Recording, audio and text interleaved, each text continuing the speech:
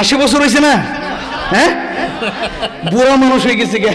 গরম তো লাগবার কথা করে আমার ফোলা কই সাথে কই এক কুট্টা নে, এক কুট্টা রাখ। চাইনি বাড়ি চাইনি গাড়ি চাইনি ধন সম্পদ, এশকে নবীর মজনু ছিল ছিল প্রেমাস্পদ।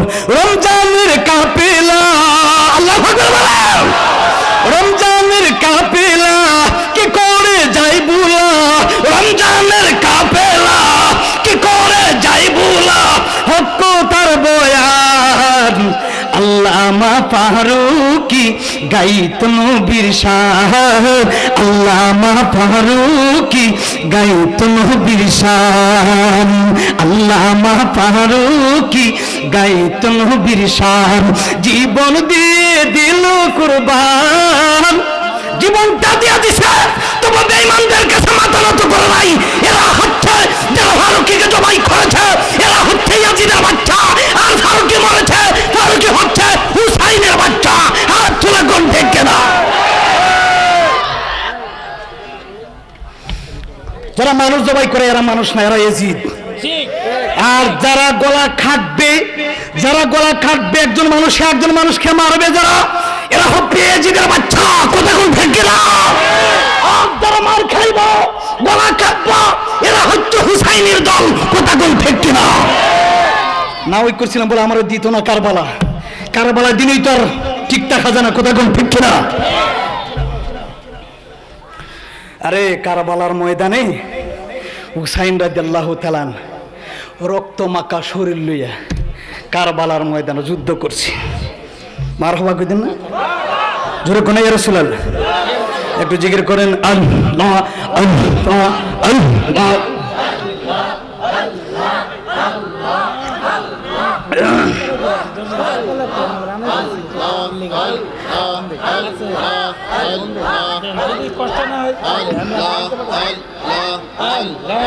আল্লাহ আল্লাহ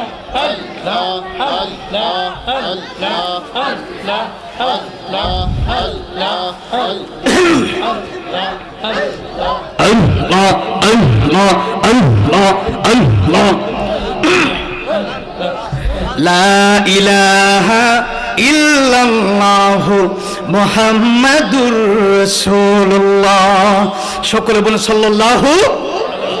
আল্লাহ বলেছেন ইসলামের জন্য যারা মরে এরা কোনোদিন মরা হতে পারে না, এরা জিন্দা। বাল আহইয়া ইনদা রাব্বিহিম ইরযাকুন, তারা কবরে কোনোদিন মরে না। তারার পক্ষ আল্লাহর পক্ষ থেকে তাদের কবরের মধ্যে আল্লাহ রিজিকের ব্যবস্থা করে দেয়। জোরে কোন সুবহানাল্লাহ। আল্লাহ বলেছেন যারা ইসলামের জন্য মরে, যারা কালিমার জন্য মরে, যারা নবীর জন্য মরে, যারা কোরআনের জন্য মরে, যারা ইসলাম জিন্দা করার জন্য, যারা কালিমার ময়দানের জন্য, কালিমার জন্য যারা মরে, এরা কোনোদিন মরা হতে পারে না। এরা সর্ব অবস্থায় কবরের মধ্যে জিন্দা। জোরে কোন সুবহানাল্লাহ। এই জিন্দা করার আদেশ কার? সাধারণ একটা মানুষ মরে না, কবর মানুষ কি মরে না? জিন্দা। কবর কবর মানুষ জিন্দা। কবর মানুষ কি জিন্দা। কবরের দোয়া আছে কিনা? নাই, আছে। কবরের দোয়া কি? আসসালামু আলাইকুম ইয়া আহলাল কবর। মরা মানুষে সালাম দেওয়া যায়নি না, কবর তো মানুষ মরা। আল্লাহকে কুন ফায়াকুন। আবার তোমার জিন্দা ডেড বডি তো মানুষে রাখছে কবরে, কিন্তু রুহুটা তো আমার কাছে। রাখার মুহূর্তে আমি রুহু ঢুকাইয়া কুন ফায়াকুন বলে জিন্দা করব, আর জিন্দা করে তোমাকে আবার হিসাব নিকাশের জন্য কিয়ামতের ময়দান বানিয়ে দিব। সুবহানাল্লাহ। আল্লাহ বলেছেন খবরদার সাবধান, কারবালার ময়দানের ইতিহাস তোমরা বলবা না। কারবালার ময়দানে মর্মান্তিক ঘটনাগুলা যদি মানুষগুলা শুনে চোখের পানি পেলে পেলে মানুষগুলা চিৎকার মারে কাঁদবে। নবীর কলেজার টুকা হুসাইনের কোনো দোষ ছিল না। আমাদের জামানা কিছু মৌলবীরা টিভির পর্দার মধ্যে হাজার হাজার মানুষের সামনে বসে বসে কয় ইয়াজিদের কোনো দোষ ছিল না। নাউজুবিল্লাহ। কোন আছে না ভাইজান? অনেকে কয় ইয়াজিদের কোনো দোষ নাই, হুসাইন রাদিয়াল্লাহু তাআলা আনহুর দোষ ছিল। যারা ইয়াজিদের দোষ খুঁজে না এরা নিঃসন্দেহে ইয়াজিদের দালাল। কথা কোন ঠিক না? যারা বলে ইয়াজিদের কোনো দোষ নাই এরা ইয়াজিদের বড় ভাই। কথা কোন ঠিক না? ইয়াজিদের দোষ আছে পর্যন্ত থাকবে। কারণ এজিদ এমন একটা শব্দ, এই এজিদের নাম পৃথিবীর মধ্যে কোনো মানুষ রাখে না, এটা আল্লাহ নাল্লত করে দিছে। আপনাদের এলাকায় কোনো এজিদ নামের কেউ আছে? হ্যাঁ, আবু জাইলের নাম কেউ আছে? সীমান নামে কেউ আছে? তো নাই কেন বুঝেন না আপনারা? সব নাম আছে। আব্দুল্লাহ আছে, আব্দুল ওয়াহাব আছে, আসেনি? আব্দুল ওয়াহাব আছে না? আব্দুল্লাহ আছে, আছে না? কিন্তু এজিদ কেন নাম নাই, সীমার কেন নাম নাই? এটার নাম আল্লাহ অপছন্দ করেছেন। কারণ এই নামে নবীর বংশে আল্লাহর রাসূলের গলায় ছুরি লাগাইছে, এজন্য আল্লাহর তরফ থেকে তাদের হুনালত এসেছে। কথা কোন ঠিক কিনা? হুসাইন রাদিয়াল্লাহু তাআলা ছোট্টবেলা, ছোট্ট বাবু, 3 বছরের যুবক, ডাক দিয়ে বলল, নানা গো, ও নানা, আমি মন চাই ঘোড়া দৌড়াইব গো নানা, আমার একটু ঘোড়া এনে দেন। হুসাইন রাদিয়াল্লাহু তাআলা ডাক দিয়ে বলে, নানা রে, কোথা থেকে তোমার ঘোড়া এনে দেব? আমার হোসেন ডাক দিয়ে কয়, নানা গো, ঘোড়া যদি নাই না দেন, আজকে আপনার দরবার ছাড়ব না। জোরে কোন সুবহানাল্লাহ। এবার নবী ডাকে দিয়ে কয়, হুসাইন, তোমার এমন একটা ঘোড়া আইনা দিব হুসাইন, যেই ঘোড়া পৃথিবীর কোন টাকা দিয়ে কিনা যাবে না। ওই ঘোড়াটারে আমি নানা আইনা দিব। তুমি কি ঘোড়া দৌড়াইবানি? কহ নানা আমি দৌড়াইব। ঠিক আছে। আমার নবী কি করলেন? 2টা হাত মুবারকটা জমিনের মধ্যে লাগাইলেন, 2টা পা মুবারকের হাত মুবারক জমিনে লাগাইলেন। লাগায় নবীজিকে করলেন মাটির মধ্যে সোয়ার হইলেন। আমার নবী ডাকতে হুসাইন, ও নানা ভাই হুসাইন, আমি নবী তোমার সামনে ঘোড়া হয়েছি, তুমি আমার পিঠ মুবারকের মধ্যে ওঠো। জোরে কন্যা আল্লাহু আকবার। এবার হুসাইন ডাকে দিয়া কয়, নানা গো, ও নানা ভাই, এটা কেমন ঘোড়া তুমি আমার আইনা দিলা? দুনিয়ার কোন ঘোড়া আমি দেখি না, এই ঘোড়া শ্রেষ্ঠ ঘোড়া, এই ঘোড়া শ্রেষ্ঠ দামি। নানা গো, এমন ঘোড়া আমার জীবনে কোনোদিন দেখি নাই। ইয়া রাসূলুল্লাহ, নানা ভাই আর লেট করেন না, আমার তাড়াতাড়ি আপনার পিঠের মধ্যে উঠিয়ে দিন। এবার হুসাইন যেই না মাত্র নে বাবা পিঠের মধ্যে উঠল রে, হুসাইন কি করলো? নবীজির পিঠ মোবারকের মধ্যে উঠা। নানা আর নাতির মধ্যে দেখবেন ভালোবাসা বেশি। কথা কোন গেলে ঠিক না? আপনার ছেলের ঘরের নাতি, মেয়ের ঘরের নাতি নানার কাদের মধ্যে উঠে, নানার চুলের মধ্যে ধরে, নানার দাড়ির মধ্যে ধরে, আছে কিনা নাই? কত আদর, কত ভালোবাসা। এটা কিন্তু হুসাইন রাদিয়াল্লাহু তাআলা আনহু থেকে শিক্ষা। সুবহানাল্লাহ কোন। এবার হুসাইন পিঠ মোবারকের মধ্যে উঠলো। এবার ডাক দেয়া কয়, নানা গো,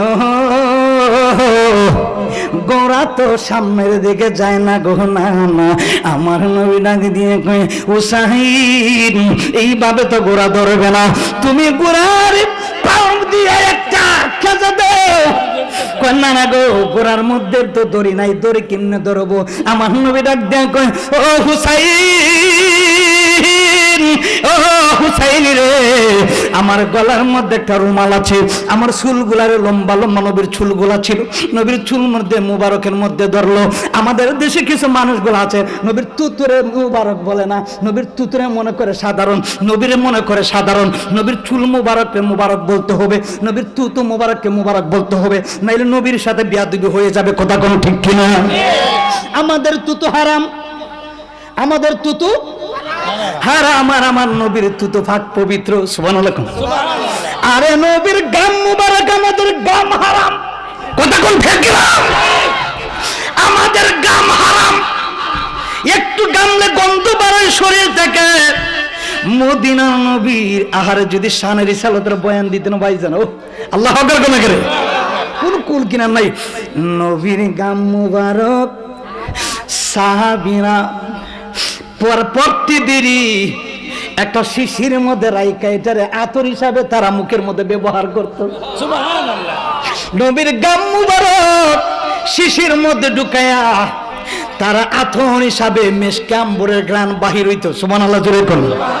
কি যে সুন্দর, কি যে সুন্দর পৃথিবীর দ্বিতীয় মদিনা শহর। বলো না কি যে সুন্দর বাবা, কি যে সুন্দর। পৃথিবীর দ্বিতীয় মদিনা শহর, আয় হায় পৃথিবীর দ্বিতীয় মদিনা শহর।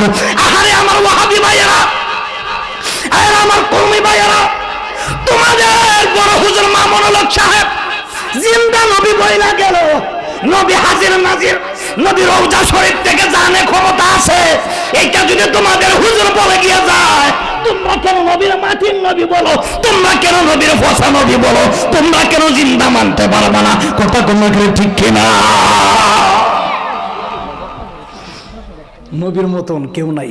সুবহানাল্লাহ কোন সবসে আল্লাহ আল্লাহ মারা নবী, সুবহানাল্লাহ কইতেন না? सबसे बाला अल्लाह मारा नबी, अपनी मौला का प्यारा हमारा नबी, दोनों कथा गुला नोट करो, दोनों अरे नबी हो कलर नबी ना, दोनों आलम का दुल्हा मारा नबी, दोनों आलम का दुल्हा मारा नबी। গালাগালির নাম নবীকে পাওয়ার নাম না, নবীরে গালাগালি করলে নবী হইতেন না, নবীরে বালা বাসলি ওরা ফালা খাজিকরা, তোমার মতো মোল্লা, তোমার মতো মুফতি, তোমার মতো অমুক সাহেব আমার নবীরে গালাগালি কইরা কোনো লাভ হইতো না। নবীর শান, নবীর দুরূদ, নবীর আজমত আল্লাহ সব উপরে বাড়িয়ে দিয়েছে, কমানোর কোনো ক্ষমতা নাই। জোরে কোন সুবহানাল্লাহ।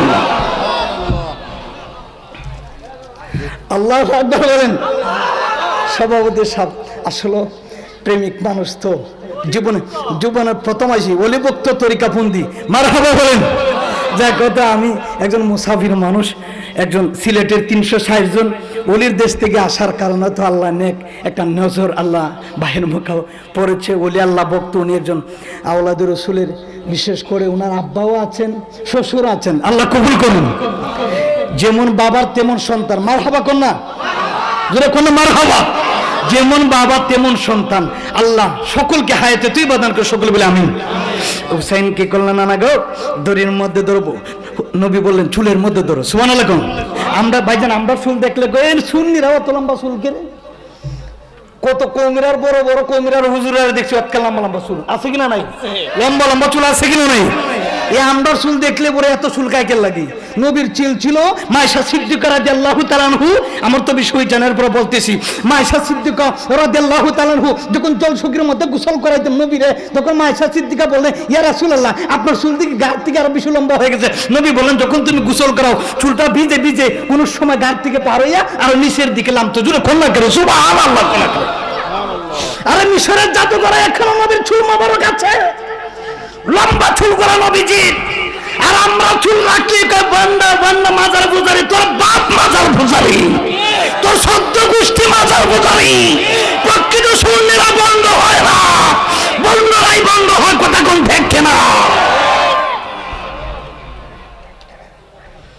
সাবধান করে দিলাম, আনপাজি করে গালাগালি করেন না। আরে আমার বাড়ির পাশে বেটা 120 জন ওলির মাজার, সৈয়দ নাসিরউদ্দিন শিবাজালা, পূর্ব পশ্চিমে রোজা, কত ওয়াহাবির বাচ্চারা চাইছে ভাঙ্গা দিতে পারছে না। কথা কথা করে ঠিক কিনা? কতটা পারছে, এরপর পারছে না। এটা ওলি আল্লাহর কেরামতি। বলছিল পূর্ব পশ্চিমে আমার দিবা, কয় না না পূর্ব পশ্চিমে মানুষে দেওয়া যায় না। 40 কদম দূর সরা মুহূর্তেই বাবা নাসিরউদ্দিন শিবাজালা টাস করে ঘুরে পূর্ব পশ্চিমে রোজা এখন আছে। সুবহানাল্লাহ কইতেন মানে বাংলাদেশে এরকম ইতিহাস নাই। আল্লাহর ওলির মাজার, যেরকম সুবহানাল্লাহ। হুসাইন রাদিয়াল্লাহু তাআলা আনহু চুল মুবারকের মধ্যে ধরলেন, আল্লাহু আকবার। চুল মুবারকের মধ্যে ধরার পরে ডাক দেয়, কয় না এত মধু পাইলাম, জীবনে কোনোদিন এরকম গোড়ার পায় নাই। নবী কি করলেন? কিছু সময় দৌড়াইলেন, কিছু সময় গোড়াইলেন। সুবহানাল্লাহ। কিছু সময় গোড়ানোর পরে পরে ডাক দেয়, কয় নানা ভাই আর কি গোনা দোনায়, মানে কয় নানা গো আমার তৃষ্ণা মিটে গেল, আর জীবনে কোনোদিন গোড়ার স্বাদ লাগবে না। হুসাইন ডাক দেয়, কয় নানা আমার মা গরিব, বাবা গরিব, নানা গো শুক্রবার ঈদের দিন আসতেছে গো নানা, আমি গরিব, কিভাবে জামা কিনবো, নতুন জামা কিনবো? আমার নতুন নতুন জামা কিনে না দিলে আপনি নানার দরবার ছাড়বো না। আমার নবী ডাক দেন, কয় তোমার মার কাছে যাও। মার কাছে যাইব, কিন্তু আপনি নবী নানা ভাই আমার দিবেন কিনা ওইটা বলেন। ছোট বাচ্চা কত আদর করতেন, এতটুকু আদর করার পরে পরে কত মায়া মহব্বত করার পরে পরে এই যেদের দোনেরা সিমনের দোনেরা কত কষ্ট দিয়ে ওনাকে শাহাদত করে দিয়েছে। এ বন্ধুরা, কারবালার মাস না, এরপর আমাকে বলা হয়েছে এলাকাটা পুরাপুরি তরিকাপন্থী বাবারা, তরিকতপন্থী মানুষগুলা, পীরভক্ত মানুষগুলা, অনেক মানুষগুলা আছে তরিকা ভক্ত, তরিকা পীর ভক্ত মানুষগুলা কত ভালো মানুষ, মানুষগুলা সুন্নিয়তের পক্ষে মতে থাকবে। আমাকে বলা হয়েছে, এই জন্য আমি ভালো ভালো কথাগুলো সুন্দরভাবে আপনাদের সামনে বলতেছি। বাবারা নে, আমার বন্ধুরা নে, মা ও আমার বাবারা, ও সিন্দুর মারলো মার কাছে, মা গো ঈদের দিন আসতেছে, আমার নতুন জামা কিনা না দিলি আমি ঈদের দিনে নামাজে যাব না। আসাইন দুই ভাই দূর মারা গেল বাবার কাছে, মার কাছে। মায়া ডাক দেন, কই বাবা রে আমার টাকা নাই, আমি গরিব মানুষ, তুমি কি জানো না? কই তোমার বাবার কাছে যাও। বাবার কাছে গেল হুসেন হাসেন দুই ভাই, কবুতরের ঝোলার মতো দুইটা ভাই। ডাক দেখো বাবা গো, আমার যদি জামা কিনে না দেন তাহলে 15 দিন ঈদের ময়দানে ঈদের নামাজে কি করে যাব? এবার ডাক দিয়া বলতেছে, হুসাইন, ও হুসাইন রে, আমি বাবাও পারবো না, তোমার মাও পারবে না, একজনে দিতে পারবে। কই তিনি কে? কই তোমার নানা ভাই, তোমার নানা বাড়ির দরবারে যাও। জোরে কন্যা সুবহানাল্লাহ। নানা বাড়ির কাছে গেলেন, ডাক দেখো, নানা গো বলছিলাম আমার মা দিতে পারবে না, বলছিলাম আমার বাবা দিতে পারবে না, কারণ আমার মাও গরিব বাবাও গরিব। এবার নানা ডাক দে বলে, নবী ডাক দে বলে, হুসাইন, ও হুসাইন রে, ঠিক আছে ঠিক আছে, তুমি একটু সময় বসো, আমি তোমার জন্য জামা কিনে আনছি। আল্লাহ ডাক দে, কারশে মহল্লা বাড়িওয়ালা জিবরাইল, ও জিবরাইল, হুসাইনের জন্য, হাসাইনের জন্য জান্নাতের মধ্যে লাল একটা জামা বানাইলাম, এটা হবে হুসাইনের। সবুজ একটা জামা বানাইলাম, এটা হবে হাসাইনের। দুইটা জামা বানাইয়া আমি রাখছি দুইটা নাতির জন্য। নবীর কলেজের টুকরো দুইজন নাতির জন্য আমি দুইটা জামা জান্নাতের ভিতরে রাখছি। যার জিবরাইল যা, নবীর দুইটা আদরের নাতি জামা জামা বলে খানতেছে, যা তোর দরজা জামাটা নিয়ে যাও। জান্নাত থেকে জিবরাইল আমির নবীর কাছে এসে ডাক দেয়া, কই ইয়া রাসূলুল্লাহ, নবী গো দুইটা জামা মোবারক আপনার নাতির জন্য আল্লাহ পছন্দ